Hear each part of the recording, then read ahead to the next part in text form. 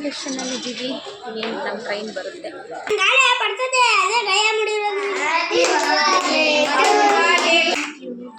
Hey hi, welcome back to my YouTube channel, Kavegowda YouTube channel. ಇವತ್ತು ಬೆಳಗ್ಗೆಯಿಂದನೇ ಬ್ಲಾಗ್ನ start ಮಾಡ್ತಾ ಇದ್ದೀನಿ. ಏನಂದರೆ ನಾನು ನಮ್ಮಮ್ಮ ಇವತ್ತು ಮಂಡ್ಯಕ್ಕೆ ಹೋಗ್ತಾ ಇದ್ದೀವಿ.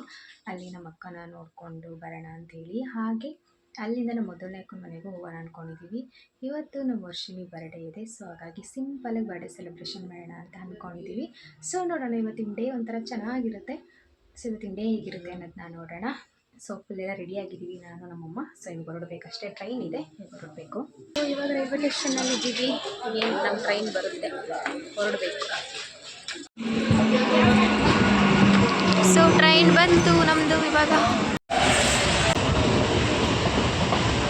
ಟ್ರೈನಲ್ಲಿ ನಮ್ಮೂರಿಗೆ 1.5 ಅವರಲ್ಲಿ ನಾವು ರೀಚ್ ಆಗಿ ಹೋಗ್ತೀವಿ. ಹಾಗೆ ಟ್ರೈನಲ್ಲಿ ಹೋಗ್ಬೇಕಾದ್ರೆ ಸುತ್ತ ಎಲ್ಲಿ ನೋಡಿದ್ರೂ ನೇಚರೇ ಕಾಣ್ತಿರುತ್ತೆ. ಫುಲ್ಲು ಗ್ರೀನರಿ, ನೋಡೋದಕ್ಕೆ ಫುಲ್ ಖುಷಿ ಆಗುತ್ತೆ. ಹಾಗೆ ನಾವು ಮಂಡ್ಯನ ರೀಚ್ ಆದ್ವಿ.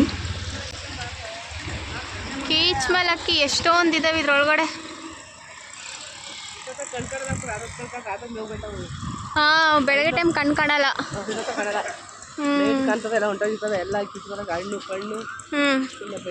ನಾವು ರೈಲ್ವೆ ಸ್ಟೇಷನ್ ಇಳಿದು ಹೊರಗಡೆ ಬರಬೇಕಾದ್ರೆ ಒಂದು ಮರದಲ್ಲಿ ಫುಲ್ಲು ಕೀಚ್ಮಲಕ್ಕಿನೇ ಕೂತಿದ್ವು. ಎಷ್ಟಿದ್ವು ಅಂದರೆ ಫುಲ್ ಮರದ ತುಂಬ ಅಕ್ಕಿಗಳೇ ಇತ್ತು.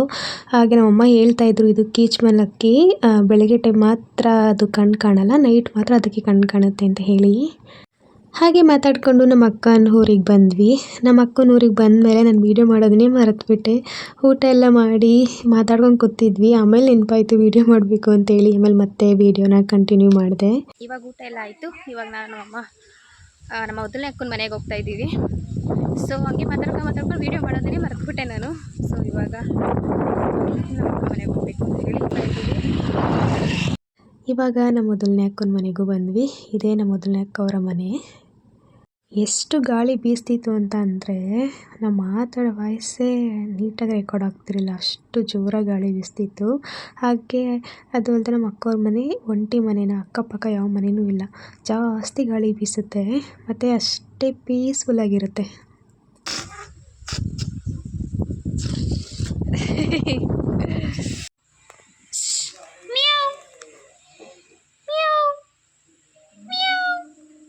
ನಾನು ಲಾಸ್ಟ್ ಟೈಮ್ ಬಂದಾಗ ಈ ಬೆಕ್ಕು ಮರಿ ಇನ್ನೂ ಚಿಕ್ಕದು ಗೊತ್ತಾ, ಪುಟ್ಟು ಮರಿ. ಈಗಾಗಲೇ ಹೆಂಗೆ ದಪ್ಪ ಆಗ್ಬಿಟ್ಟಿದೆ ಅಂದರೆ ಸಖತ್ತಾಗ್ಬಿಟ್ಟಿದೆ, ಚೆನ್ನಾಗಿ ಆಟಾಡುತ್ತೆ.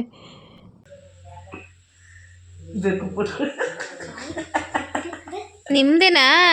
ನಾನು ಬಂದಾಗ ಇಸ್ಕಿ ಮಡಗೋರು. ಹಾಂ,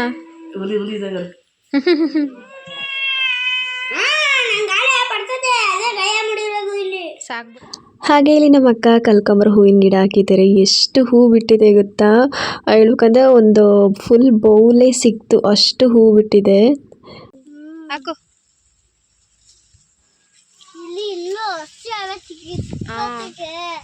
ಅಷ್ಟು ಕಲ್ಕಂಬರ ಹೂ ಸಿಕ್ಕಿದೆ. ನನಗೆ ಹೆಲ್ಪ್ ಮಾಡೋಕ್ಕೆ ನಮ್ಮ ವರ್ಷಿಣಿ ಫ್ರೆಂಡ್ ಎಲ್ಲರೂ ಬಂದು ಹೂನ ಬಿಡಿಸ್ಕೊಟ್ರು. ಏನು ಗುಲಾಬಿ ಗಿಡನಾ?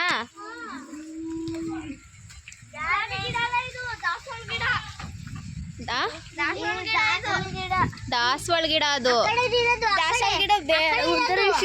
ದಾಸವಾಳ ಗಿಡನೇ. ನಮ್ಮ ವರ್ಷು ದಾಸವಾಳ ಗಿಡನ ನೋಡಿ ಗುಲಾಬಿ ಗಿಡ ಬಾಚಿಕ್ಕಿ ತೋರಿಸ್ತೀನಿ ಅಂತ ಹೇಳ್ತಿದ್ಲು. ಅದು ಗುಲಾಬಿ ಗಿಡ ಅಲ್ಲ, ದಾಸವಾಳ ಗಿಡ ಅಂತ ಹೇಳಿ ಹೂ ಬಿಡಿಸ್ಕೊಂಡು ನಾವು ಬಂದು ನಮ್ಮ ಅಕ್ಕ ಅದು ಎಂಗೇಜ್ಮೆಂಟ್ ಆಲ್ಬಮ್ ನೋಡ್ತಾ ಇದ್ದೀವಿ. ಅವಾಗ ನಮ್ಮ ಅಕ್ಕ ನೋಡಿ ಎಷ್ಟು ಸಣ್ಣಕ್ಕಿದ್ದಾಳೆ ಅಂತ ಹೇಳಿ ನಮ್ಮ ಅಕ್ಕನ ಮಕ್ಳಿಗೆಲ್ಲ ತೋರಿಸಿ ಮಾತಾಡ್ತಾ ಇದ್ವಿ. ಒಂಥರ ಅದು ನೋಡಿದ್ರೆ ಸ್ವಲ್ಪ ಮೆಮೊರಿ ಎಲ್ಲ ಬಂತು.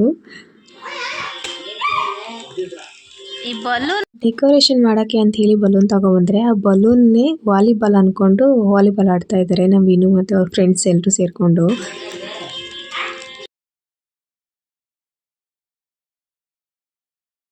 ಹಾಗೆ ಇವತ್ತು ನಮ್ಮ ಅಕ್ಕರೂರಲ್ಲಿ ಕಾರ ಹಬ್ಬ ಇತ್ತು. ಹಾಗಾಗಿ ನಮ್ಮ ಅಕ್ಕ ಸ್ವಲ್ಪ ಬ್ಯುಸಿ ಆಗಿಬಿಟ್ಟಿದ್ರು. ಹಾಗಾಗಿ ನಮ್ಮಮ್ಮ ಹೂ ಕಟ್ಕೊಡ್ತಾ ಇದ್ರು ದೀಪ ಹಚ್ಚೋದಕ್ಕೆ ಅಂತ ಹೇಳಿ. ಕಾರ ಹಬ್ಬ ಅಂತ ಹೇಳಿದ್ರೆ ನಮ್ಮ ಅಕ್ಕರೂರಲ್ಲಿ ಹಸುಗಳಿಗೆ ಪೂಜೆ ಎಲ್ಲ ಮಾಡ್ತಾರೆ, ಹಬ್ಬನ ಆಚರಿಸ್ತಾರೆ. ಹಾಗಾಗಿ ಫಸ್ಟ್ ಪೂಜೆ ಎಲ್ಲನೂ ಮಾಡಿಬಿಡೋಣ, ಆಮೇಲೆ ಬರ್ಡೇ ಸೆಲೆಬ್ರೇಷನ್ ಮಾಡೋಣ ಅಂತ ಹೇಳಿ ಅಂದ್ಕೊಂಡ್ವಿ.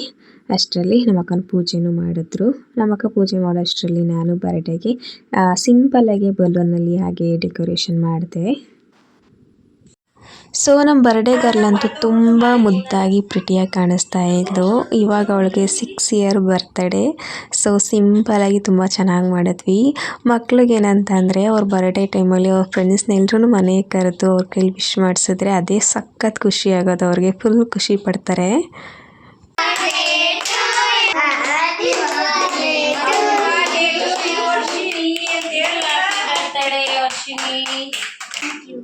ಸೊ ಅವ್ರ ಫ್ರೆಂಡ್ಸ್ ಎಲ್ಲರೂ ಬಂದು ಬರ್ಡೇ ವಿಶ್ನ ಮಾಡಿ ಕೇಕ್ ಕಟ್ ಮಾಡಿಸಿದ್ರು. ಅವಳಂತೂ ಫುಲ್ ಖುಷಿ ಪಟ್ಲು. ಹಾಗೆ ಇವತ್ತಿನ ಡೇ ಒಂಥರ ತುಂಬ ಚೆನ್ನಾಗಿತ್ತು. ನಮ್ಮ ಬರ್ಡೇಗಳಂತೂ ಇವತ್ತು ಫುಲ್ ಖುಷಿ ಪಟ್ಲು, ಫುಲ್ ಹ್ಯಾಪಿ ಇವತ್ತು ನಮ್ಮ ವರ್ಷು. ಸೊ ಈ ಬ್ಲಾಗ್ನ ಇಲ್ಲಿಗೆ ಎಂಡ್ ಮಾಡ್ತಾಯಿದ್ದೀನಿ. ಈ ವಿಡಿಯೋ ಇಷ್ಟ ಆದರೆ ಲೈಕ್ ಮಾಡಿ ಆ್ಯಂಡ್ ಸಬ್ಸ್ಕ್ರೈಬ್ ಮಾಡ್ಕೊಳ್ಳಿ ನನ್ನ ಚಾನಲ್ನ ಅಂತ ಹೇಳ್ತಾ ನೆಕ್ಸ್ಟ್ ವಿಡಿಯೋದಲ್ಲಿ ಸಿಗ್ತೀನಿ. ಟೇಕ್ ಕೇರ್, ಬಾಯ್.